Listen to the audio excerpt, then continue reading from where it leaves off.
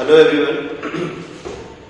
देखिए आज हम लोग क्लास 9 से जो है अपना लेक्चर शुरू करते हैं और क्लास 9 में हम लोग केमिस्ट्री से जो है आज पढ़ाई करना शुरू करते हैं। और केमिस्ट्री में जो है आपका जो सिलेबस है, ठीक है ना, तो उसके सिलेबस में आप देखेंगे चैप्टर्स में अगर बोलूं तो जो है पहला चैप्टर ये है मैटर आवर सराउंडिंग, ठीक है ना। तो जो है second chapter is matter around us, third chapter atom molecule, ठीक है ना। इस टाइप से आपके 3-4 चैप्टर हैं। तो हमें क्या करना है, देखो इन चैप्टर के साथ साथ सबसे जरूरी जो चीज है, ठीक ना, जैसे आपने अगर अपना ड्रीम रखा है इंजीनियरिंग या मेडिकल में जाने के लिए, तो मतलब उसको जेई और नीट ही हम लोग बोला करते हैं, ठीक है ना। तो जेई और नीट के लिए अगर आप सोचते हैं, है ना, जो है आपको कि इंजीनियरिंग करनी है या मेडिकल में जाना है, तो आपका ये जो दो मतलब आप समझिए 9 to 12 यानी ये पूरे 4 ईयर है तुम्हारे पास, ठीक ना। और 12th के बाद ये होता है जेई, आपको पता है 12th में पेयरिंग में या 1 साल और। तो आप देखिए क्या करना है, अगर तुम्हें ये जो 9th and 10th है ना, ये बड़ा इंपॉर्टेंट है आपके लिए, ठीक ना। जिसको हम लोग बोलते हैं कि आप फाउंडेशन जो है ना, यहाँ से हम लोग जो है जेई और नीट का फाउंडेशन शुरू कराते हैं। तो जेई और मतलब आपके लिए 9th और 10th में हम लोग करेंगे क्या, ठीक है ना। इसमें मतलब ऐसा कुछ करने की कोशिश करिए कि आप 50 to 60% सिलेबस जो भी जेई और नीट का है अपने स्कूल एग्जाम के साथ साथ, ठीक है ना, इतना सिलेबस कम से कम आप जेई और नीट का कवर कर लीजिए। तब आपको बहुत अच्छा रहेगा ये 11th और 12th में, और बहुत अच्छे अच्छे रिजल्ट फाउंडेशन वाले बैच से ही आते हैं, ठीक है ना। तो ये तो थोड़ा सा बातें थी जो आप दिमाग में रखे रहिएगा। मतलब ये 2 साल आपके लिए बहुत इंपॉर्टेंट है। अगर ये 2 साल में आपने बहुत अच्छी पढ़ाई कर ली तो सब कुछ आसान हो जाएगा। इतनी बातें आप ध्यान में हमेशा रखे रहिएगा, ठीक है ना। तो ये 2 साल बहुत इंपॉर्टेंट है आपके लिए। तो जो है बिना कुछ टाइम पास के हम लोग सीधे लेक्चर पे कर आए। तो सबसे पहला क्वेश्चन है मेरा कि व्हाट इज केमिस्ट्री, है ना। जैसे अब तक 8th तक में आपने जो है साइंस में फिजिक्स केमिस्ट्री सब जो है मतलब एक ही बुक के साइंस की बुक में था, सब पढ़ लेते थे। अब यहाँ अगर 9, 10, 11, 12 में मतलब जब 11th में जाएंगे तो फिजिक्स अलग सब्जेक्ट, केमिस्ट्री अलग सब्जेक्ट, है ना, मैथ्स अलग, ये सब हो जाएगा, बायो अलग हो जाएगी। लेकिन अभी 10th तक जो है आपका फिजिक्स केमिस्ट्री और बायोलॉजी आपका एक ही सब्जेक्ट में है, ठीक है ना। उसमें जो है साइंस में ही सब कुछ पढ़ना है। तो सबसे पहली चीज, ठीक है ना, हम लोग जो है आते हैं भाई व्हाट इज केमिस्ट्री, ठीक है ना। तो केमिस्ट्री क्या होती है, बहुत सारी डेफिनेशन आप जानते होंगे, ठीक है ना। कुछ मैं अलग से बताता हूँ तो आपको थोड़ा अच्छा लगेगा और पढ़ने में मजा आएगी, ठीक है ना। तो देखिए ध्यान से, केमिस्ट्री अगर मुझे समझना है तो केमिस्ट्री की सबसे जो पहली बेसिक डेफिनेशन अगर मैं बोलूँ तो ये बात तो सबको पता है ना, it is the branch of science. मतलब इसमें तो कोई दिक्कत है नहीं। जो केमिस्ट्री है आप अगर ध्यान से देखेंगे तो ये क्या है, it is the branch of science. तो जो आपका केमिस्ट्री है ये क्या है, साइंस का ब्रांच है। It is the branch of science, ठीक है ना। तो अगर केमिस्ट्री साइंस का ब्रांच है, मतलब जैसे समझ लो कि मैं जो है पूरा अगर साइंस हूं और केमिस्ट्री मेरी उंगलियां हैं, ठीक है ना।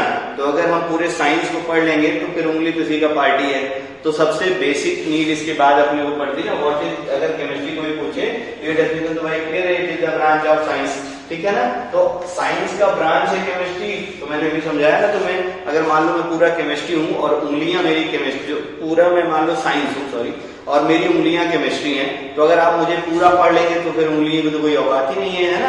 तो इसलिए क्या करना है अपने को कि पहले हम लोग साइंस सीखते हैं कि साइंस क्या होता है, और फिर हम लोग आएंगे कि केमिस्ट्री क्या होती है, ठीक है ना। तो बहुत सारे लोग आप जानते होंगे साइंस की भी डेफिनेशन है ना।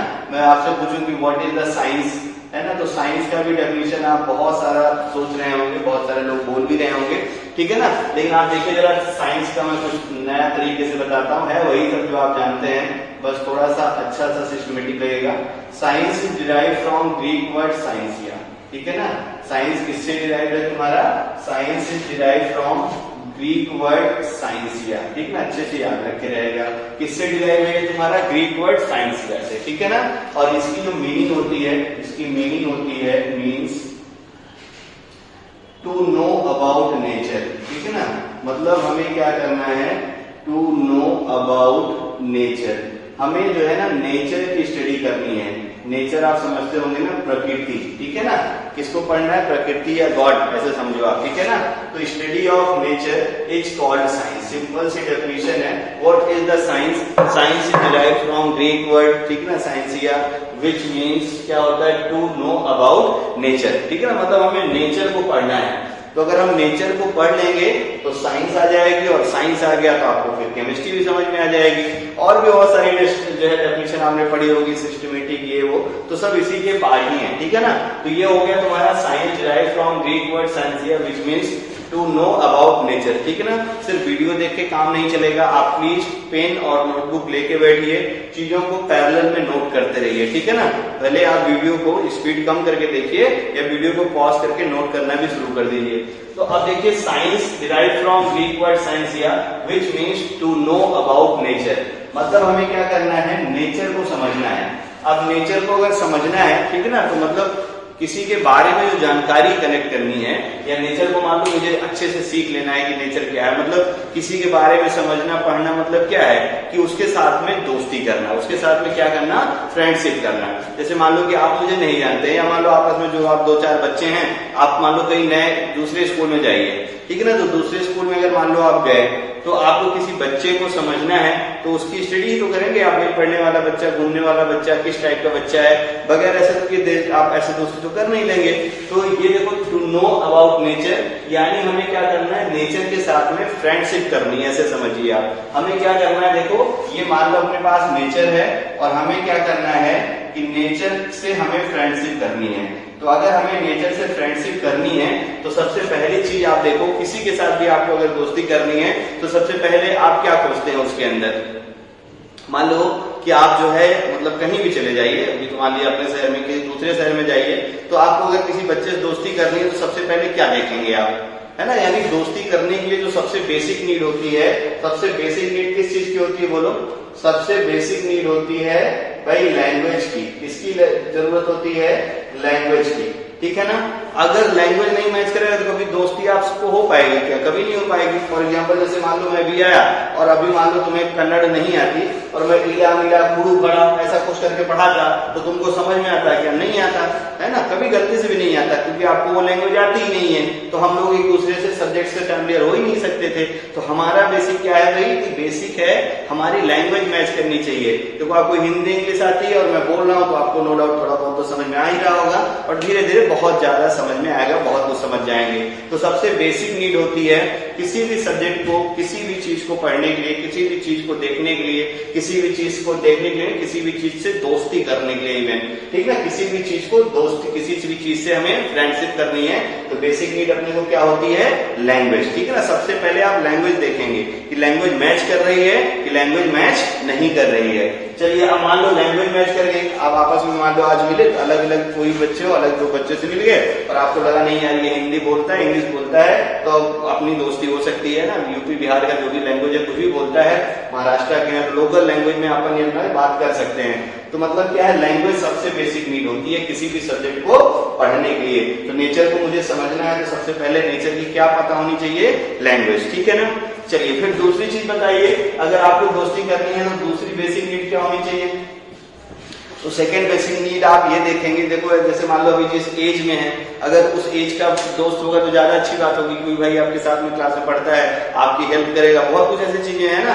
तो अब ऐसा तो है नहीं कि आप अभी कोई बच्चा जाके 100 साल के बूढ़े से दोस्ती करेगा, ठीक है ना, बूढ़े ज्यादा चल ही नहीं पाएंगे तो दोस्ती क्या कर पाएंगे। अब मान लो आपको मैंने फुटबॉल खेलने, तो क्या बूढ़े ज्यादा आपके साथ फुटबॉल खेलेंगे क्या, क्रिकेट खेलने जाएंगे क्या, नहीं जाएंगे खेलने, ठीक है ना। तो फिर क्या देखे आप, देखो ध्यान से, उस बंदे की प्रॉपर्टीज क्या है, ठीक है ना, मतलब उस बंदे की प्रॉपर्टीज, यानी आप ये देख रहे हैं कि अपने एज ग्रुप का है कि अपने एज ग्रुप का नहीं है, ठीक है ना। सबसे ये भी देखेंगे आप कि भाई जो है अपने क्लास का बच्चा हो तो ज्यादा अच्छी दोस्ती हो जाएगी, एज ग्रुप तो कम से कम मैच करेंगे ही करेंगे, है ना। तो ये हो गया तुम्हारा नेचर को पढ़ने के लिए नेचर की प्रॉपर्टीज अपने को आनी चाहिए।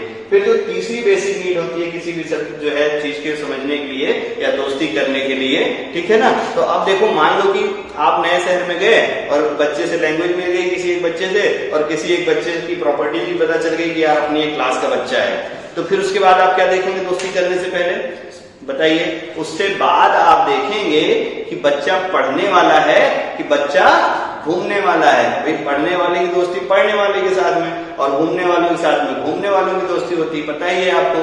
तो ये जो पढ़ना और घूमना, ये जो भी नेचर, ये जो चीजें हैं, ये क्या है, उस बच्चे के एक्सप्रेशंस हैं। क्या है ये? उस बच्चे के एक्सप्रेशन। ऐसा नहीं कि आपके पास मीटर नहीं है, कोई लगाएंगे बॉडी में, लो भाई पढ़ने वाला है ना पढ़ने वाला, ऐसा कोई नहीं है। उस बच्चे के हाव भाव एक्सप्रेशन ही देख के आप समझ पाएंगे ये बच्चा पढ़ने वाला है कि बच्चा घूमने वाला है। तो तीसरी बेसिक नीड होती है किसी भी सब्जेक्ट को पढ़ने के लिए, और वो बेसिक नीड क्या होती है? बोलो एक्सप्रेशंस। वो बेसिक नीड क्या होती है? एक्सप्रेशन। तो हमेशा याद रखो, नेचर को पढ़ने के लिए 3 चीजों की रिक्वायरमेंट होती है। एक तो लैंग्वेज, एक प्रॉपर्टीज, और तीसरा क्या हो गया? एक्सप्रेशन। अब मैं इसमें 3 सब्जेक्ट बता दूंगा आपको, ठीक है ना? तो ध्यान से एक एक देखते रहना। जो लैंग्वेज होती है ना, वो किसी नेचर की जो लैंग्वेज है, ठीक है, मतलब नेचर सिर्फ जिस लैंग्वेज में बात करता है उस लैंग्वेज का नाम होता है फिजिक्स। उस लैंग्वेज का नाम क्या होता है? फिजिक्स। आप डेफिनेशन पढ़ेंगे अच्छी अच्छी किताबों में तो आपको मिल जाएगा, ठीक ना? Physics is the branch of science, ठीक है, स्टडी ऑफ जो है नेचर एंड इट्स लैंग्वेज। ऐसे याद रखो आप, ठीक है? फिजिक्स क्या होती है?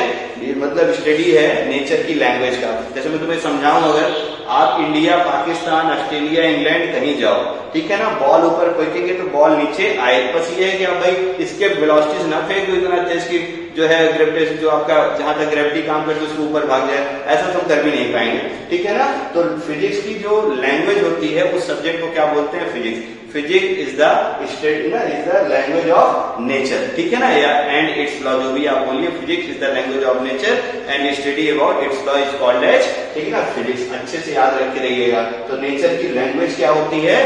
फिजिक्स। ये क्लियर हो गया ना सबको? आप कहीं भी जहां भी जाएंगे फिक्स रहेगा, पत्थर फेंकेंगे जमीन पे आएगा ही आएगा, उड़ के भाग नहीं जाएगा, ठीक है ना? चलिए सेकंड पे आते हैं हम लोग, नेचर की प्रॉपर्टीज। अभी देखो नेचर की प्रॉपर्टीज में मैंने बोला था, आपने क्या देखा था? Age group. तो सन से मून की डिस्टेंस फिक्स है, बात समझ में आई? मून से जो है सन की डिस्टेंस फिक्स हो गई, अर्थ से सन की डिस्टेंस फिक्स है, अर्थ से जो है मून की डिस्टेंस, जितने प्लैनेट है सब एकदम देखो फिक्स डिस्टेंस पे हैं, और कुछ ना कुछ उनकी प्रॉपर्टी है, रिवॉल्व कर रही है, वो सब आप बहुत अच्छे से जानते हैं। तो प्रॉपर्टीज में देखो आपने क्या किया, सारी कैलकुलेशन की। अपने क्लास बताएगी, दूसरी क्लास वाला है, अपने एज ग्रुप का है कि दूसरे एज ग्रुप का है, तो समझ गए होंगे आप। तो नेचर की जो प्रॉपर्टीज है उसको हम लोग किसमें पढ़ते हैं? मैथ्स में। उसमें पढ़ते हैं हम लोग मैथ्स में। मैथ्स की डेफिनेशन और होती है, यही मैं लिख दे रहा हूं, it is the tool of science, ठीक ना? It is a tool of science. अच्छे से याद रख रहिएगा, टूल ऑफ साइंस। मैथ्स का जो अगर ओपन करना, आपको अगर साइंस को ओपन करना है ना, टूल मतलब ऐसे समझो स्क्रू ड्राइवर है, और कोई आपको मान लो पेंच खोलनी है तो स्क्रू ड्राइवर के बगैर तो खोल नहीं पाएंगे। तो मैथ की टूल है, ठीक ना, साइंस का ओपन करने का। मतलब नेचर को अगर ओपन करना है, समझना है, तो मैथ्स को आनी बहुत जरूरी है, ठीक है ना? फिर इसके बाद हम लोग देखते हैं एक्सप्रेशन, ठीक है ना? ये अपने काम का है, ये अपना सब्जेक्ट है भाई, ठीक ना? कैसे अपना सब्जेक्ट है? देखो, गर्मी बढ़ेगी, पानी बरसेगा, और आपने पढ़ा होगा कि पानी बरसता कैसे है। आपने पढ़ा होगा कि वाटर इवेपोरेट करता है, फिर क्लाउड बनता है, फिर पानी बरसता है। क्या किसी ने भी वाटर को इवेपोरेट करते हुए आप सबने किसी ने देखा कि पानी उड़ के जा रहा है, कंडेंस हो रहा है, फिर बरसात हो रही है? ऐसा कुछ भी नहीं होगा। मैं आपको भी डांटूंगा तो आपको बुरा लगेगा, लेकिन बुरा कहाँ लगेगा आपको पता है क्या? ये दिल के अंदर बुरा लग रहा है, कान के अंदर बुरा लग रहा है, दिमाग में बुरा लग रहा है, सिर्फ आपको बुरा लगने की फीलिंग होती है। कहाँ होती है ये आपको भी नहीं पता है। तो ये जो सब्जेक्ट है, और एक्सप्रेशन मैंने बोला बच्चा पढ़ने वाला है ना पढ़ने वाला, ये आप देख के ही बता पाएंगे। ऐसा नहीं मीटर नहीं है मेरे पास कि लो भाई ये पढ़ने वाला, ये लोग जो है ना पढ़ने वाला, ठीक है ना? तो ये जो एक्सप्रेशन है, how expressions occur in nature, इस सब्जेक्ट को हम लोग क्या बोलते हैं? केमिस्ट्री। तो नेचर में जो एक्सप्रेशन आते हैं ना, इसकी स्टडी को हम लोग क्या बोलते हैं? केमिस्ट्री। इसकी स्टडी को हम लोग क्या बोलते हैं? केमिस्ट्री। तो केमिस्ट्री का ये डेफिनेशन है।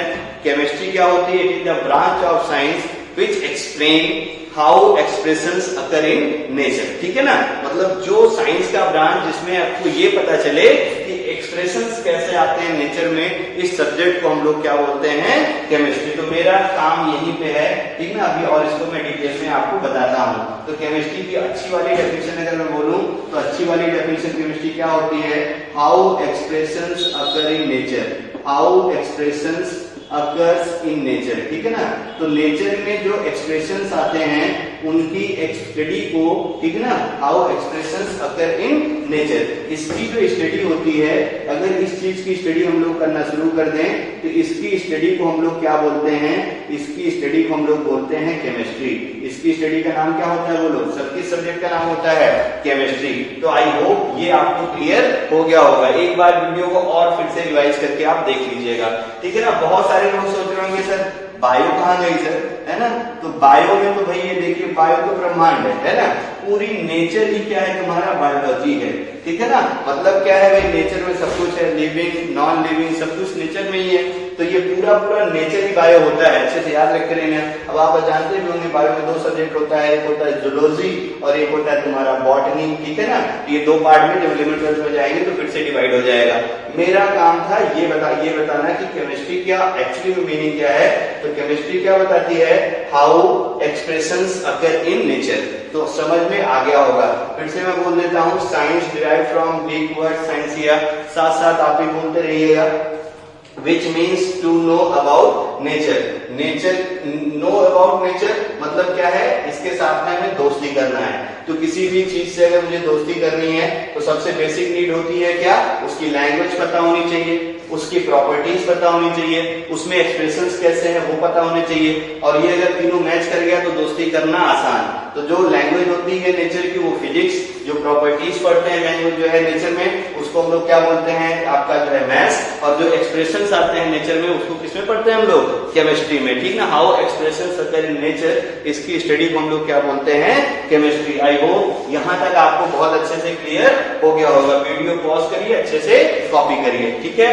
चलिए आप देखिए, हम लोग इसके बाद आते हैं, थोड़ा केमिस्ट्री को और स्टैंडर्ड करते हैं, फिर मैटर पे धीरे धीरे हम लोग पहुंच जाएंगे, ठीक है ना। तो ये हो गया भाई तुम्हारा केमिस्ट्री का थोड़ा सा इंट्रोडक्शन, ठीक है।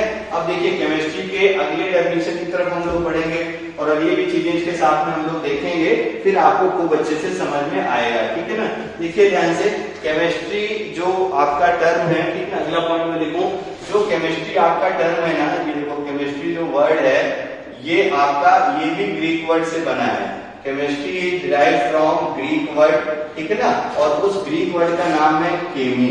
उस ग्रीक वर्ड का नाम क्या है, केमी, ठीक है ना। बात समझे, chemistry is derive from Greek word chemi, ठीक है ना। ये आपका जो है केमी मतलब एक ब्लैक कलर का पत्थर होता है, ठीक है ना, जो कि मतलब बहुत सारी कंट्रीज में, ठीक है ना, पाया जाता है। इवन क्या है कि बहुत सारे जो है, जो आपकी कंट्री है वहां पे कुछ ऐसा पत्थर पाया जाता है जो मतलब और कहीं नहीं मिलता, मतलब रहस्यमय तरीके से, है ना। देखो नाम ही केमी है ना, तो इसीलिए केमिस्ट्री को किससे लिया गया है, केमी से। एग्जाम में पूछता है chemistry derived from Greek word chemi, ठीक है ना। इसकी मीनिंग समझो ध्यान से। अब इसको अगर मैं लिटरल बोलना शुरू करूं तो केमी का जो मीनिंग होता है ना, केमी का जो मीनिंग होता है मीन्स, ठीक है ना, केमिकल्स। अब देखना ध्यान से, अब हम लोग केमिस्ट्री की तरफ धीरे धीरे मूव कर रहे हैं, ठीक है ना। तो अब देखना ध्यान से, chemistry derived from Greek word chemi which means क्या हो गया, केमिकल्स।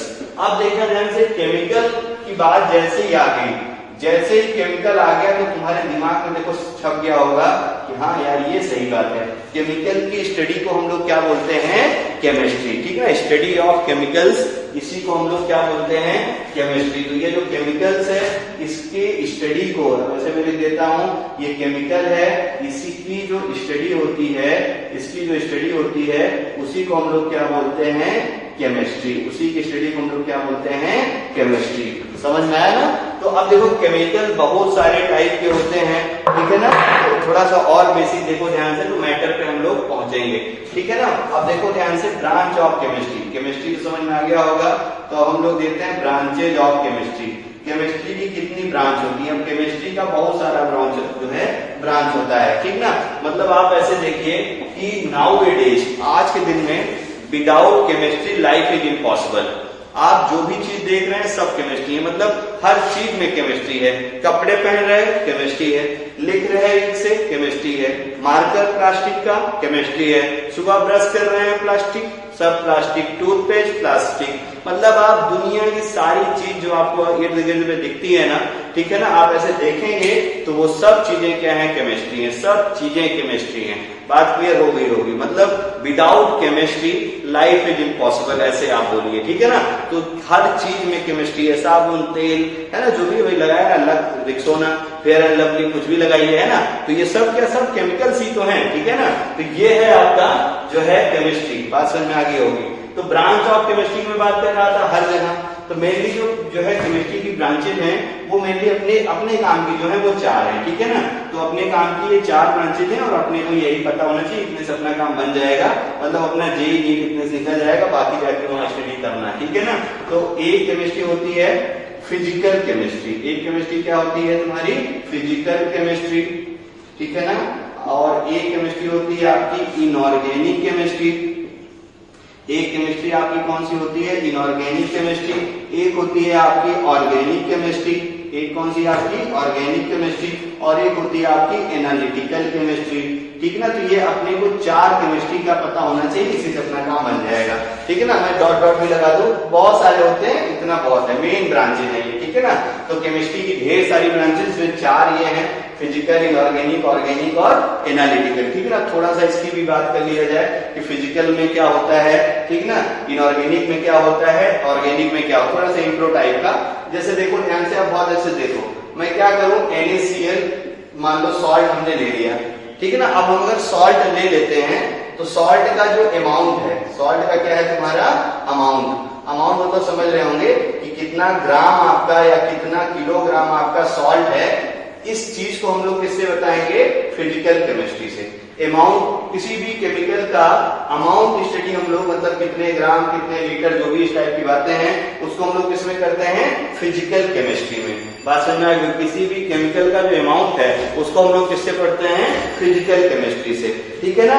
और जो इनऑर्गेनिक केमिस्ट्री है, इसमें हम लोग स्टडी करते हैं इनऑर्गेनिक सब्सटेंसेस लाइक मिनरल्स, ठीक है ना। मतलब ऐसे समझ लो, ऐसे सब्सटेंसेस जो आपके अर्थ क्रस्ट में मिलते हैं, इनको हम लोग किससे स्टडी करते हैं, इनऑर्गेनिक केमिस्ट्री से। और ऑर्गेनिक केमिस्ट्री से हम लोग पढ़ते हैं ऐसे कंपाउंड जिसमें कार्बन होता है, धीरे धीरे हम लोग वहां तक पहुंचेंगे, ठीक है ना। और एनालिटिकल मतलब क्या होता है कि जो कंपाउंड है उसकी एनालिसिस करेंगे, एनालिसिस मतलब किस कलर का होता है, गर्म करेंगे तो क्या होगा, पानी में मिलाएंगे तो क्या होगा, ये सारी स्टडी हम लोग किसमें करते हैं, ठीक ना, एनालिटिकल केमिस्ट्री में। तो आई होप यहां तक भी आपको क्लियर हो गया होगा, ठीक है ना। इसके बाद अब देखिए ध्यान से कि जो हमने बोला ना कि हमें क्या करना है, स्टडी करना है केमिकल का। तो केमिकल देखिए ध्यान से, ठीक है ना। जैसे मान लो मैं केमिकल लिख दूं, है ना, ये ऐसे मैं केमिकल लिख दूं, तो केमिकल किसी न किसी चीज से बना होगा, ऐसा तो है नहीं कि आसमान से टपक आया होगा, बहुत सारे लोग आसमान से भी टपकते हैं, ठीक है ना। तो समझ बोलना कि आसमान से टपका होगा। बेसिकली जो केमिकल्स हैं, है ना, बहुत सारे केमिकल है भाई जो सेल्फ अकरिंग है, ठीक ना। बहुत सारे ऐसे केमिकल हैं जो किसी न किसी की हेल्प से बनाए जाते हैं, बात समझ में आ गई होगी। तो जो सेल्फ अकरिंग केमिकल्स हैं उसको भगवान ही जाने कैसे बन गए, और बाकी अगर कोई इंसान बनाएगा, समझ में आ रहा है ना, तो वो अपना होममेड केमिकल हो जाएगा, या जो भी साइंटिफिक या सिंथेटिक जो भी आप बोल दीजिए। तो देखो जो केमिकल्स है ना, तो अब देखना केमिकल अगर मुझे पढ़ना है तो केमिकल की क्या क्या चीजें पढ़नी पड़ेंगी। सबसे पहले पढ़ना पड़ेगा कि कितना अमाउंट है केमिकल का, फिर हमें पढ़ना पड़ेगा इस केमिकल की प्रॉपर्टीज क्या हैं, ठीक ना। ध्यान से देखना कि केमिस्ट्री में हम लोग एक्चुअली में केमिकल्स, स्टडी ऑफ केमिकल्स जो होता है, देखना ध्यान से, स्टडी ऑफ केमिकल्स, ठीक है ना, यही क्या होता है, इज कॉल्ड केमिस्ट्री, ठीक है ना। इसी को हम लोग क्या बोलते हैं, केमिस्ट्री। तो हम लोग क्या क्या स्टडी करते हैं, इसकी कहानी हम लोग सीख रहे हैं। तो केमिकल है, पहले उसका अमाउंट देखेंगे, फिर उसकी प्रॉपर्टीज देखेंगे। अब किसी भी केमिकल में 2 टाइप की प्रॉपर्टीज होती है, एक होता है उस केमिकल की फिजिकल प्रॉपर्टी, सब धीरे धीरे समझ में आएगा कि क्या होता है फिजिकल प्रॉपर्टी, क्या होती है केमिकल प्रॉपर्टी। तो किसी भी केमिकल में, ठीक है, 2 टाइप की प्रॉपर्टी, एक फिजिकल प्रॉपर्टी और एक उसी केमिकल का केमिकल प्रॉपर्टी, ठीक ना। फिजिकल प्रॉपर्टी और क्या होता है तुम्हारा केमिकल प्रॉपर्टी।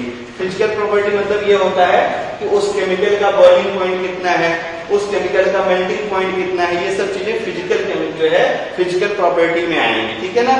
केमिकल प्रॉपर्टी में क्या कि ये केमिकल कैसे रिएक्शन करता है, बात समझे। ये मतलब केमिकल प्रॉपर्टी में से मैं लिख दूं, फिजिकल प्रॉपर्टी मतलब क्या होता है, जैसे बॉइलिंग पॉइंट हो गया, मेल्टिंग पॉइंट हो गया, एक्सेट्रा, लेकिन और सारी होती हैं, लेकिन धीरे धीरे आपको समझ में आएगा। अभी तो आप 8 पास करके ही आए हैं, ठीक ना। केमिकल प्रॉपर्टीज में सिंपल सा एक लाइन अगर लिख दूं मैं, तो इस जो केमिकल है, इस केमिकल का रिएक्शन, इस केमिकल का हम लोग पढ़ेंगे किसमें, ठीक ना, उसको हम लोग क्या बोलते हैं, केमिकल प्रॉपर्टीज। दिमाग में घुस रहा होगा ये, ठीक है ना। तो क्या है कि study of chemicals is called chemistry. तो स्टडी हम लोग केमिकल की स्टडी करनी है तो क्या क्या देखेंगे, कितना अमाउंट है। अब अमाउंट में यानी ग्राम, किलोग्राम, लीटर, ये कुछ भी चलेगा, ये फिजिकल हो गया। प्रॉपर्टीज में है, अब प्रॉपर्टीज में दो, ये तुम्हारा क्या हो गया, अमाउंट मैंने बोला, ये फिजिकल केमिस्ट्री ने बता दिया कितने अमाउंट में है ये। और बाकी सब जो है ये सब हम आएंगे तो ये सब आपका जो है फिजिकल भी, अब ये कंपाउंड पे डिपेंड करेगा कि ये कंपाउंड तुम्हारा ऑर्गेनिक है कि ये कंपाउंड तुम्हारा इनऑर्गेनिक है, तो हम उसकी बताएंगे। इनऑर्गेनिक होगा तो इनऑर्गेनिक का फिजिकल प्रॉपर्टी, इनऑर्गेनिक कंपाउंड का केमिकल प्रॉपर्टी, ठीक है ना। बात समझ में आई? यहाँ देखेंगे, या मान लो ये ऑर्गेनिक होता तो ऑर्गेनिक कंपाउंड की फिजिकल प्रॉपर्टी और ऑर्गेनिक कंपाउंड का केमिकल प्रॉपर्टी, कुछ भी हो सकता था। केमिकल की स्टडी करेंगे तो उसमें अमाउंट पढ़ेंगे, प्रॉपर्टीज पढ़ेंगे और क्या पढ़ेंगे, इसको हम लोग एनालाइज करेंगे। केमिकल का क्या करेंगे, एनालिसिस करेंगे। एनालिसिस वही तुम्हारा, ठीक है ना, बोलो क्या, एनालिसिस मतलब कैसे कैसे ये कलर देता है ना, किस किस कंपाउंड के साथ रिएक्ट करता है, किसके किसके साथ में रिएक्शन नहीं करता है। तो यही क्या होता है तुम्हारा एनालिटिकल केमिस्ट्री, ठीक है ना। तो ये आपको अच्छे से समझ में आ गया होगा कि क्या होता है केमिस्ट्री, ठीक है ना। तो ये है केमिस्ट्री की थोड़ी थोड़ी डेफिनेशन। अब कुछ चीजें और हम लोग देखते हैं। तो जैसे देखो कोई केमिकल जब बना होगा तो केमिकल, मान लो कि अभी भगवान वाला केमिकल नहीं है जो आर्टिफिशियल है, मान लो हम लोगों ने मिलकर एक केमिकल बनाया, ठीक है ना, सिंपल सा। जैसे देखो हम लोग क्या करते हैं, कि जैसे मान लो हम लोग सॉल्ट ले लेते हैं और सॉल्ट लेके मान लो सॉल्ट को हम लोग वाटर में मिला दें, सॉल्ट को किसमें मिला दें, पानी में। तो जब सॉल्ट को आप वाटर में मिला दोगे तो आप देखो क्या होगा, आपको सॉल्ट का एक सोल्यूशन मिल जाएगा, ठीक है ना। आपको क्या मिलेगा, देखो ये सॉल्ट लिया मैंने और वाटर लिया, तो जब दोनों मिक्स कर देंगे तो देखो सॉल्ट सोल्यूशन बन जाएगा। अब ये सोल्यूशन क्या होता है सब आपको दिखाया जाएगा। मतलब ऐसे समझो आपने लिया सॉल्ट, एक गिलास पानी, एक चम्मच नमक और मिला दिया तो सॉल्ट सोल्यूशन देखो मिल जाएगा। उस पानी को पियोगे तो तुम्हें सॉल्ट ही टेस्ट मिलेगा। तो अब देखो ध्यान से, ये एक मैटर है, अभी मैटर में आया था, ये एक मैटर है और देखो ये भी एक मैटर है। तो अब देखना कहानी, इसीलिए जो पहला चैप्टर 9th में है उसका नाम क्या रखा गया, मैटर आवर सराउंडिंग। आपके आसपास में जो चीज दिख रही है, सॉल्ट, ठीक है ना, दिख रहा है सबको, सॉल्ट दिखता है सबको, आपको अच्छे से पता है। पानी भी देख रहे हैं आप लोग, ठीक ना, सॉल्ट सोल्यूशन भी देख रहे हैं। तो ये सब क्या है, मैटर, ठीक है ना। ध्यान से सुनते रहना, जो चीज आप देख रहे हैं, सॉल्ट है, पानी है और सॉल्ट सोल्यूशन सब दिख रहा है तुम्हें। अच्छा मैं तुमसे बोलूं, ठीक है ना, कि आप बताइए शैडो है ना, शैडो मैटर है कि नहीं है, परछाई, छाया, ठीक है ना। तो ये क्या परछाई किसी की मैटर है क्या, परछाई मैटर नहीं है। क्यों, क्योंकि मेटल का सॉल्ट अगर लो तो सॉल्ट का वेट होगा, ठीक, परछाई वेट होगा क्या, नहीं वेट होगा। वाटर लोगे उसका भी वेट होगा, सॉल्ट का सोल्यूशन बढ़ेगा उसका भी वेट होगा। आप किसी की शैडो परछाई को नाप सकते हो क्या, 10 किलो परछाई है, मोटा आदमी 15 किलो परछाई, ऐसा कुछ भी नहीं कर सकते ना। उसकी जो छाया है, उसकी जो इमेज है, उसका वेट आप मेजर नहीं कर सकते हैं। तो यानी यही सब चीजों को देख के साइंटिस्टों ने क्या किया, मैटर को पढ़ने का एक प्रॉपर डेफिनेशन बनाई। और अब इसीलिए 9th के सिलेबस में पहला चैप्टर भी एनसीईआरटी वालों ने क्या रखा है, मैटर आवर सराउंडिंग, ठीक है ना। तो मैटर क्या होते हैं ये सबसे पहले सीखते हैं, फिर आपको और चीजें समझ में आएंगी, ठीक है ना। तो चलिए, व्हाट इज मैटर, पहली डेफिनेशन यही है कि मैटर क्या होता है, ठीक है ना। तो अपने इर्द गिर्द वो चीजें जो आप देखते हैं, ठीक है ना, वो चीज जो अपने पास आसपास है और उस सब्सटेंस के पास वेट हो, उस सब्सटेंस के पास क्या हो, वेट या मास, ठीक है ना, उस सब्सटेंस के पास वेट हो या उसी को हम लोग क्या बोलेंगे, मास। अभी आगे और आपको बताऊंगा। तो केमिस्ट्री में जैसे वेट और मास दोनों एक ही टर्म है, फिजिक्स में दोनों अलग, ठीक ना। फिजिक्स में जैसे वेट इक्वल टू क्या होता है, मास इंटू ग्रेविटी यानी m इंटू जी, और मास को सिर्फ m से लिखते हैं। केमिस्ट्री में मास, एटॉमिक वेट, एटॉमिक मास सब एक ही होता है। अभी आगे धीरे धीरे आगे के चैप्टर में ये लोग हम लोग पढ़ेंगे। तो मैं फिर बोलूं मैटर क्या होते हैं। मैटर ऐसा चीज है जो आपको अपने आसपास दिखे, डस्टर मैटर, पानी अगर बॉटल में है पानी मैटर, ठीक है ना। मतलब समुद्र में ही पानी है तब भी मैटर है, भले आप उसको वेट ना कर पाओ लेकिन उसका वेट तो है ना कुछ न कुछ। तो ऐसी भी चीजें जो आपके पास, ठीक है, ध्यान से देखते रहना मैटर क्या होते हैं। सबसे पहली चीज क्या होना चाहिए, अभी डेफिनेशन पूरा लिखूंगा, फिर बाद पहले आप थोड़ा सा समझ लीजिए। ऐसी चीज जिसके पास क्या होना चाहिए, मास, ठीक है ना, मतलब उसके पास कुछ न कुछ वेट होना चाहिए। फिर देखो दूसरी चीज क्या होना चाहिए कि वो मैटर स्पेस ऑक्यूपाई करना चाहिए, ऑक्यूपाई स्पेस, ठीक है ना, क्या होना चाहिए, वो स्पेस ऑक्यूपाई करना चाहिए। जैसे देखो मैं डस्टर कहीं रख दूंगा तो स्पेस भी ऑक्यूपाई कर लेगा, पानी का बोतल कहीं रख दूंगी स्पेस ऑक्यूपाई कर लेगा, आप खुद कहीं लेट जाओगे स्पेस ऑक्यूपाई कर लोगे ना स्पेस ऑक्यूपाई। और आपका वेट भी ऐसा नहीं कि आप वेटलेस हैं, ऐसा भी नहीं है ना, आपका मास है कुछ ना कुछ। तो एनीथिंग हैव मास, ध्यान से देखते रहना, ऑक्यूपाई स्पेस, ठीक है ना। और इसके साथ में एक चीज और देखेंगे, and it's perceived by our sense. And it's perceived by our sense मतलब क्या है भाई, पगले आदमी को थोड़ी ना पता चलेगा ये डस्टर है, वो तो क्या समझेगा, पता नहीं क्या है, हो सकता है खाना भी शुरू कर दे, इसको थोड़ी ना बता पाएंगे। तो मैटर की डेफिनेशन क्या होती है, ठीक है ना, anything have mass, occupy space, ठीक है ना, and it's perceived by our sense, ठीक है ना, इज कॉल्ड मैटर। ये आपकी अच्छी वाली डेफिनेशन है जो एनसीईआरटी में है, और हमको वही डेफिनेशन अच्छे से याद होनी चाहिए। मैटर क्या होते हैं, एनीथिंग ऑक्यूपाई स्पेस, पहले ये बोलो, anything have mass, occupy space and it's perceived by our sense, मतलब इसका सिग्नल, ठीक है ना, अपने दिमाग को मिलना चाहिए, परसीव्ड बाय आवर सेंस, ठीक है ना। ऐसा नहीं है कि जो है पगले को पता चलेगा कि ये क्या है, ठीक है ना। तो जब भी किसी भी सब्सटेंस जो भी आपके पास है, ठीक है ना, जो भी आपके आसपास में चीजें हैं, ठीक है ना, कुछ भी आप सोच लो, ट्रक, गाड़ी, घोड़ा, ठीक है ना, आप जो भी सोचिए, इंसान, जानवर, ये सब आपके तुम्हारे मैटर हैं, ठीक है ना। बात क्लियर हो रही होगी। फोन मैटर है, ठीक है ना, फोन मैटर है कि भाई सब कुछ है इसमें, ठीक है ना, टीवी मैटर है, ठीक है ना। अच्छा, जो आप ऐसे समझिए, कोई गाना सुनते हैं वो मैटर है क्या, कोई गाना जो आप सुनते हैं वो मैटर है क्या, तो गाना सुनेंगे, है ना, कोई भी गाना, आप जो भी आप नए जमाने वाले हैं तो नया गाना सोचिए, पुराने जमाने वाले हैं तो पुराना गाना सोचिए। तो आप लोग सब नए जमाने वाले हैं तो कोई अरिजीत सिंह का गाना सोचो, वो क्या मैटर है क्या, वो तो आप सुनते हैं तो क्या लगता है कि आज अरिजीत सिंह गा रहा है, तुझे भुला दिया है, जो भी आपको नहीं पता कौन सा गाना गाता है वो, तो क्या उसका वेट पता चलेगा कि भाई तुझे भुला दिया वाला गाना गा रहा है, ठीक है ना। या कुछ भी आप जो भी आप जानते हैं, कोका कोला तू है ना, गाना जानते होंगे आपको, क्या वो कोका कोला तू का पता चलता है कि आपको कि कितना वेट है, नहीं पता चलता है ना। तो ये सब चीजें हैं। मैटर क्या है, मैटर वो चीज है ना जिसके पास मास हो, ठीक है ना, जिसके पास मास हो।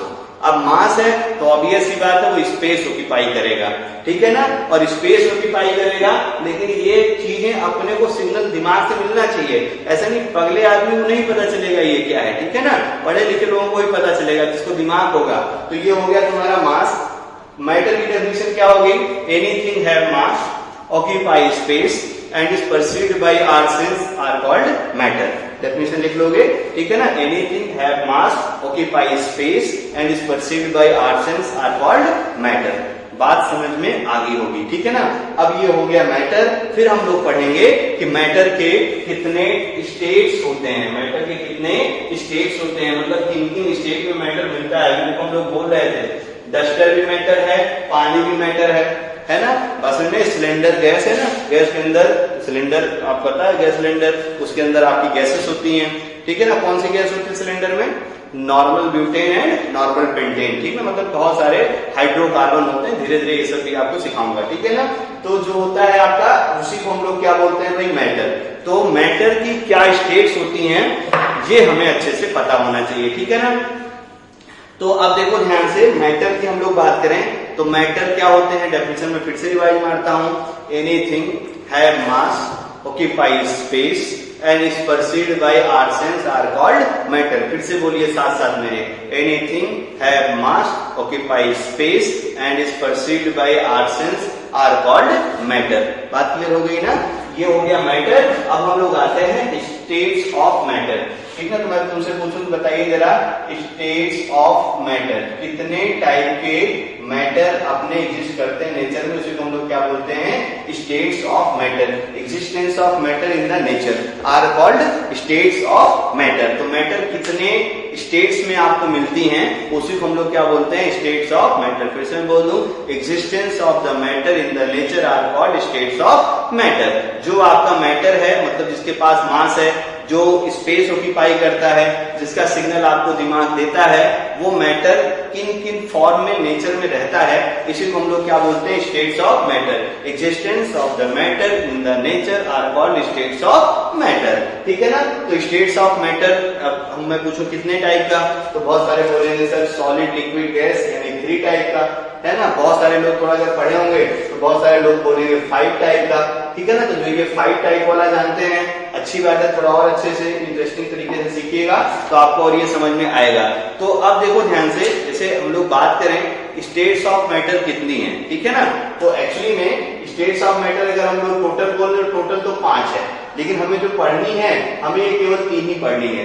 तो हम क्या करते हैं, ये कैसे 3 और कैसे 5 हो गया, ये कहानी तुम्हें सिखा दूं तो तुम्हें हमेशा के लिए याद हो जाएगा। और एक बार कभी क्वेश्चन आया भी था कि how many states of matter, ठीक है ना। क्वेश्चन देखो ध्यान से, ये क्वेश्चन भी याद रखे रहना, कहीं तुम्हें दिखे एनटीएससी में तो याद रखे रहना, how many states of matter, ठीक ना, स्टेट्स ऑफ मैटर। अब देखना ध्यान से, मैं तुम्हें ऑप्शन दे दूं। पहला ऑप्शन है तुम्हारे पास 2, दूसरा ऑप्शन है आपके पास 6, तीसरा ऑप्शन है, ठीक है ना, तीसरा ऑप्शन है मान लो कि मैं कुछ भी दे दूं जो है आपको 7, और चौथा ऑप्शन दे दूं नन ऑफ दीज, ठीक है ना। तो आप क्या मार के आएंगे, आपने पढ़ा 3 और आपने पढ़ा 5, ठीक है ना। वास्तव में तो आप आंसर क्या मार के आएंगे, नन ऑफ दीज। लेकिन जब ये आया था इसका आंसर कौन सा सही था, 2। अब ये कैसे 2 सही था, इसकी कहानी मैं आपको थोड़ा सिखाता हूं, जरा ध्यान से देखिएगा तो आपको ये क्लियर हो जाएगा। कैसे क्लियर होगा, खूब अच्छे से देखो। एक्चुअली में जो स्टेट्स ऑफ मैटर होती है ना, उसको प्राइमरी जब हम लोग क्लासीफाई करते हैं, मतलब पहली नजर में जब क्वालिफाई करते हैं ना, पहली नजर में जिसको हम लोग क्या करते हैं, क्लासीफाई करते हैं। तो जब इसको हम लोग प्राइमरी तरीके से क्लासीफाई करते हैं तो states of matter basically 2 type की होती है। कितने टाइप की होती है, 2 टाइप की होती है। एक होती है, ध्यान से सुनते रहना तब समझ में आएगा, एक होता है तुम्हारा इंटर कन्वर्टेबल, ध्यान से देखिए, ठीक ना, क्या होता है, inter convertible. States of matter 2 type का प्राइमरी, एक इंटर कन्वर्टेबल और एक स्टेट्स ऑफ मैटर क्या होती है तुम्हारी, कन्वर्टेबल। दिमाग में बैठाओ इसको, स्टेट्स ऑफ मैटर 2 टाइप की, एक क्या होता है इंटर कन्वर्टेबल और एक क्या होती है तुम्हारी कन्वर्टेबल। तो क्या होता है इंटर कन्वर्टेबल और क्या होता है कन्वर्टेबल, ध्यान से इस चीज को समझिए जरा। अब देखो ध्यान से, मैं तुम्हें अगर सिखाऊं, ये डायग्राम याद रखो, तुमने कहीं न कहीं पढ़ा होगा कि जो आपका यूनिवर्स है ना, जो आपका यूनिवर्स है, ठीक है ना, इसका टेम्परेचर आप देखिए ध्यान से, तो कॉन्टिन्यूअसली इसका टेम्परेचर इंक्रीज कर रहा है। ये इंक्रीज करने का साइन है, कहीं भी इंक्रीज अगर मैं बोलूंगा तो उसको मैं ऐसे एरो करके यहाँ पे ऐसे लिख दूंगा। तो यूनिवर्स का टेम्परेचर कॉन्टिन्यूअसली इंक्रीज कर रहा है। आपने पढ़ा ही होगा कि ग्लेशियर मेल्ट कर रहे हैं, सी लेवल जो है बढ़ता चला जा रहा है, और एक दिन ऐसा आएगा कि कोरोना से बड़ी महामारी और आप जो है सब लोग पानी में डूब जाएंगे, ठीक ना, महाप्रलय हो जाएगी। तो पता नहीं कब होगा, भगवान जाने। टेम्परेचर लेकिन कॉन्टिन्यूअसली बढ़ रहा है। तो देखो ध्यान से, अब जब मैटर की मैं बात करूं तो मान लो कोई भी मैटर एक पर्टिकुलर टेम्परेचर पे सॉलिड स्टेट पे रहा, फिर जैसे ही टेम्परेचर बढ़ा तो वो मैटर पहुंच गया कहाँ, जो है लिक्विड स्टेट पे। सॉलिड के बाद है ना, जैसे आइस है, तो आइस को अगर आप गर्म करोगे तो क्या हो जाएगा, मेल्ट होकर लिक्विड हो जाएगी, और अगर लिक्विड को गर्म कर दो तो फिर क्या हो जाएगा, देखो वेपर हो जाएगा। अब फिर देखना ध्यान से, वेपर के बाद की भी कोई चीज हो सकती है। मान लो मैं वेपर को फिर से गर्म करूं, खूब गर्म करूं, तो उस स्टेट को हम लोग बोलते हैं प्लाज्मा स्टेट। नाम लेते हैं क्या, प्लाज्मा स्टेट, ठीक है ना। और देखो सॉलिड से पहले भाई जब आइस बना होगा तो आइस बनने से पहले भी कोई मैटर रहा होगा ना, जब ग्लेशियर अपने बने होंगे उससे पहले भी कोई चीज रही होगी, तो उस स्टेट को हम लोग बोलते हैं बोस-आइंस्टीन कंडेंसेट, ठीक ना। क्या नाम देते हैं, शॉर्ट में लिख दे रहा हूं, बाकी डिटेल में फुल फॉर्म बाद में लिखूंगा। तो सॉलिड से पहले वाली जो स्टेट होती है उसको क्या होते हैं हम लोग, बोस-आइंस्टीन कंडेंसेट, ठीक ना, बोस-आइंस्टीन कंडेंसेट BEC, ठीक है ना। और उसके बाद वेपर के बाद वाली जो स्टेट है वो क्या हो गई, प्लाज्मा। अब बहुत अच्छे से ध्यान से देखो, जैसे मान लो कि सॉलिड से पहले वाला, जैसे मान लो कि यूनिवर्स का जब फॉर्मेशन शुरू हुआ था तो एक टेम्परेचर आने पे आपको सॉलिड मिल गया, फिर लिक्विड मिल गया थोड़े ज्यादा टेम्परेचर पे, फिर वेपर मिल गया और फिर प्लाज्मा। तो अब देखो ध्यान से, जब यूनिवर्स का फॉर्मेशन शुरू हुआ था तो आप कभी वहां पहुंच सकते हो क्या, आप कभी भी वहां नहीं पहुंच पाएंगे जब यूनिवर्स का फॉर्मेशन शुरू हुआ था। तो देखो BEC से क्या बन गया, सॉलिड, बीईसी से क्या बन गया तुम्हारा सॉलिड, कोई प्रॉब्लम नहीं है। लेकिन आप सॉलिड से बीईसी पे नहीं पहुंच पाएंगे। भाई कब यूनिवर्स का फॉर्मेशन हुआ, कोई भी ऐसा देखेंगे तो कोई भी इतना अच्छा प्रूव नहीं कर पाया कि यूनिवर्स मतलब दुनिया कब से बनी है, ठीक है ना।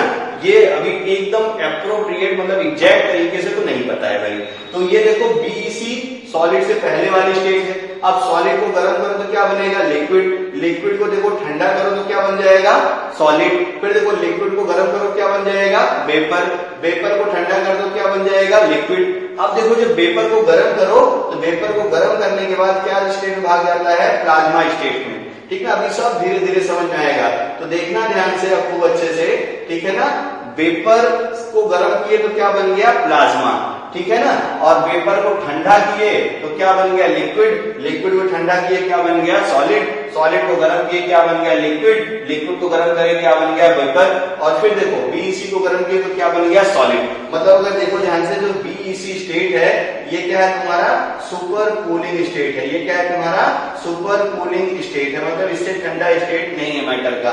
और ये देखेंगे तो ये वाला जो स्टेट है प्लाज्मा वाला, ये कौन सा स्टेट हो गया बोलो सुपर हॉट स्टेट। तो जैसे जैसे मैटर को हम लोग गर्म करते हैं तो सुपर कूलिंग स्टेट से कहां पहुंच जाता है सुपर हॉट स्टेट में, ठीक है ना। लेकिन अब देखो कहानी तो समझ में आ गया होगा। देखो सॉलिड लिक्विड और गैसेस ये आपस में देखो इंटर कन्वर्टेबल है, लेकिन क्या आप सॉलिड से बीईसी बना सकते हैं क्या, आप नहीं बना सकते हैं। प्लाज्मा से क्या आप वेपर बना पाएंगे क्या, नहीं बना पाएंगे।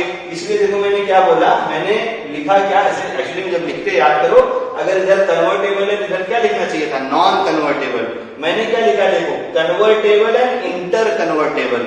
अब मीनिंग आपको समझ में आ गई होगी। तो जो inter convertible states of matter है ये है 3, और वो कौन कौन सी है बोलो, वो है तुम्हारा सॉलिड, वो है तुम्हारा कौन सा बोलो लिक्विड, और वो है तुम्हारा कौन सा बोलो गैस, ठीक है ना। और कन्वर्टेबल स्टेट की हम लोग बात करेंगे तो कन्वर्टेबल में देखो 2 स्टेट हैं, एक स्टेट कौन सी है बोलो प्लाज्मा स्टेट है, और दूसरा जो स्टेट है वो स्टेट कौन सी है तुम्हारा बोस-आइंस्टीन कंडेंसेट। इसीलिए देखो मैंने ऑप्शन में क्या मारा था 2, ठीक है ना। अगर 5 नहीं है या 3 नहीं है तो ऑप्शन में हमेशा क्या मारेंगे 2, ठीक है ना। तो ये स्टेट्स ऑफ मैटर प्राइमरी देखेंगे 2 टाइप से क्लासिफाई होता है, एक होता है इंटर कन्वर्टेबल और एक क्या होता है कन्वर्टेबल। इंटर कन्वर्टेबल में सॉलिड लिक्विड गैस है, और कन्वर्टेबल में प्लाज्मा और बोस-आइंस्टीन कंडेंसेट है। इतना आपको समझ में आ गया होगा, ठीक है ना। अब इसके अगले लेक्चर में हम लोग सॉलिड लिक्विड का इंट्रोडक्शन करेंगे, प्लाज्मा बीईसी का भी इंट्रोडक्शन करेंगे, और फिर अगले लेक्चर से कंटिन्यू करेंगे। तो यहाँ तक के वीडियो को अच्छे से देखिए, ठीक है ना। Thank you. यहाँ तक पढ़ लिए थे, मैटर की डेफिनेशन तक हो गया था, फिर से मैंने डेफिनेशन लिख दिया, इसी एक बार आपने सभी पढ़ लीजिएगा। फिर अगली चीज हम लोग पढ़ते हैं सब्सटेंसेस, ठीक है ना। तो देखो मैटर और सब्सटेंस अगर पूछो क्या दोनों चीजें सेम है क्या, तो बहुत सारे बच्चे बोलेंगे आंसर दोनों सेम है, लेकिन आप ध्यान से देखिए दोनों सेम नहीं है, ठीक है ना। कैसे सेम नहीं है, पहले आप सब्सटेंस की डेफिनेशन देखिए क्या है। सब्सटेंस क्या होता है, kind of matter that can not be separated into other kind, ठीक है, of matter by any physical process. अब इसका एग्जांपल समझो तब तुम्हें बहुत अच्छे समझ में आएगा। जैसे देखो हम लोग क्या करें पानी ले लेते हैं, अब पानी में मान लो हमने जो है शुगर मिला लिया, चीनी मिला दी है ना शरबत पीने का मन था, तो हम लोग क्या करें कि अगर हम मान लो पानी को और शुगर को मुझे अलग करना है, तो अपने पास में मान लो इवेपोरेशन कर दो, पानी अभी आगे आप देखिए क्या होता है, पानी को गर्म कर दूंगा मैं मिक्सचर को, तो पानी जो होगा वाटर को वेपोराइज हो जाएगा। लेकिन क्या शुगर वेपोराइज होगी, कार्बोनेशन शुगर वेपोराइज नहीं होगी, और वो सॉलिड के फॉर्म में अपने को मिल जाएगा। और फिर मैं बोलूं कि जो शुगर है ना, शुगर का बहुत सारे बच्चे फार्मूला जानते होंगे, C12 क्या होता है और फार्मूला O मिलेगा, ठीक है ना, ये शुगर का फार्मूला है। तो क्या आप फिजिकल मेथड से इसके जो कॉन्स्टिट्यूएंट हैं कार्बन 12 है, हाइड्रोजन 22 है, ऑक्सीजन 11 है, तो क्या इसके कॉन्स्टिट्यूएंट को आप अलग कर सकते हैं क्या फिजिकल मेथड से, नहीं कर सकते ना। ऐसा मैंने चीनी लिया ले कार्बन बाहर ले हाइड्रोजन बाहर, ऐसा कुछ भी नहीं कर पाएंगे। तो ये सब्सटेंस और मैटर में डिफरेंस होता है। सब्सटेंस जो होता है ऐसे काइंड का मैटर होता है can not be separated into, ध्यान रखते रहना, other kind of matter by any physical process, ठीक है ना। आप दूसरे टाइप के मैटर में उसको कन्वर्ट नहीं कर पाएंगे किसी भी फिजिकल फिनोमेनन से। एग्जांपल भी आपको आई होप क्लियर हो गया होगा, ठीक है ना। आप वैल्यू डेफिनेशन से पढ़े भी होंगे, इसमें देखो anything that bye space and mass and offer resistance, है ना। हर मेटल की ये क्वालिटी होती है, हर मेटल ये चाहता है वो जिस स्टेट में है उस स्टेट में रहता है, उसके पास एक रेजिस्टेंस की प्रॉपर्टी होती है, अपने की स्टेट चेंज करने की टेंडेंसी को रोकना चाहता है, ठीक है ना। ये सब चीजें आप याद रख रखिएगा। फिर देखिए ध्यान से आगे हम लोग आते हैं। अच्छा, इसका एग्जांपल आपसे पूछता है, तो एग्जांपल में थोड़ा सा लिख रहा हूं और बाकी आपको मैंने समझा दिया है। शुगर प्लस वाटर सॉल्यूशन, बाकी तो हमारी एग्जाम में आएगी तो आप लिख लेंगे। अब हम लोग देखते हैं फिजिकल नेचर ऑफ मैटर, है ना। तो फिजिकल नेचर ऑफ मैटर में ये चार पॉइंट आपको पढ़ने हैं। आपसे पूछेगा कि आप जरा फिजिकल नेचर ऑफ मैटर बताइए, कि चार पॉइंट आपको लिखने हैं और अगली क्लास में हम लोग सबका एविडेंस भी पढ़ेंगे। Matter is made up of particle, अगली क्लास में आपको बताऊंगा, इसका एविडेंस भी दूंगा कि कैसे ये प्रूफ हुआ कि मैटर बने किससे है, पार्टिकल से। ठीक है, पहले ये पता नहीं था, मतलब ऐसे ये मान लो दे दिया गया कि मैटर ये होते हैं, फिर कई सारे इसके एक्सपेरिमेंट किए गए और उस एक्सपेरिमेंट के बेसिस पे आपको बताया गया कि जितने भी मैटर हैं, matter are made up of the particle, जितना भी मैटर है सब किससे बनता है, पार्टिकल से। ये फर्स्ट पॉइंट हो गया। सेकंड में आते हैं हम लोग, anything around us is made up of the particle. तो मैटर भी पार्टिकल से बना है, तो अपने आसपास भी जितनी चीजें हैं वो सब आपको अच्छे से पता है पार्टिकल से ही बने रहेंगे, ठीक ना। फिर अगर देखते हैं particle which make up of the matter are constantly moving. तो जो मैटर के पार्टिकल्स हैं ना, उसके लिए ये भी कंसेप्ट है कि पार्टिकल हमेशा कांस्टेंट स्पीड से मूव करते हैं। इसका भी आपको एग्जांपल अगले क्लास में एविडेंस में दिखाऊंगा कि हां कैसे हमने बोला कि जो पार्टिकल है वो कांस्टेंटली मूव करते हैं, ठीक है ना। और लास्ट पार्ट ये है, last physical nature of matter ये है, particle which make up matter are atom और मॉलिक्यूल। तो जो मैटर बनते हैं ना, वो मैटर या तो एटम से बनते हैं या तो किससे बनते हैं, मॉलिक्यूल से। तो ये है स्कूल एग्जाम के लिए, एग्जाम में आपसे पूछता है फिजिकल नेचर ऑफ मैटर, तो ये चार पॉइंट आपको लिखने रहते हैं। ऐसा बहुत से जो है दिमाग में इसको रख लीजिएगा, ये चार पॉइंट लिखना है अपने को, फिजिकल नेचर ऑफ मैटर पूछेगा तब। तो आई होप यहां तक आपको बहुत अच्छे से क्लियर हो गया होगा। एक बार फिर से रिवाइज कर दूं, देखो सबसे पहले क्या पढ़ा था, व्हाट इज केमिस्ट्री। तो केमिस्ट्री के लिए मैंने आपको बहुत अच्छे से समझा दिया था, आपने समझ गए होंगे आप लोग। उसके बाद हमने पढ़ा था मैटर क्या होता है, तो मैटर की डेफिनेशन भी खूब अच्छे से यहां भी लिखी हुई है। फिर मैंने बताया था states of matter. States of matter आपको मैंने बहुत अच्छे से बताया, दो टाइप का, एक है इंटर कन्वर्टेबल और एक क्या होता है, कन्वर्टेबल।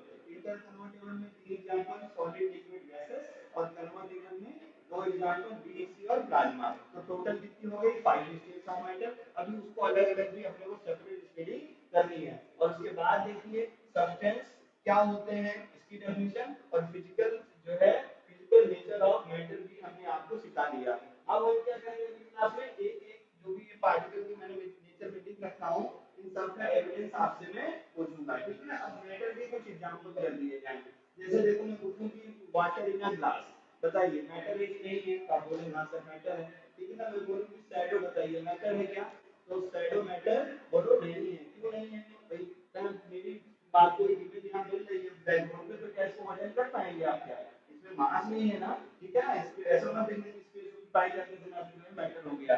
मैटर तब होगा है मास ऑक्यूपाई स्पेस, ठीक है ना, अच्छे से याद रखे रहना। And is perceived by ourselves are called matter, ठीक है ना। ये मैटर नहीं है, कुछ भी आपसे पूछोगे जो है, ऐसे बहुत सारी चीजें हैं। आप एनसीईआरटी बुक को अच्छे से शुरुआत के 2-3 वीक रेड उसको अच्छे से रीड करिएगा और जो जो से रिलेटेड क्वेश्चन है उसको सॉल्व करिएगा।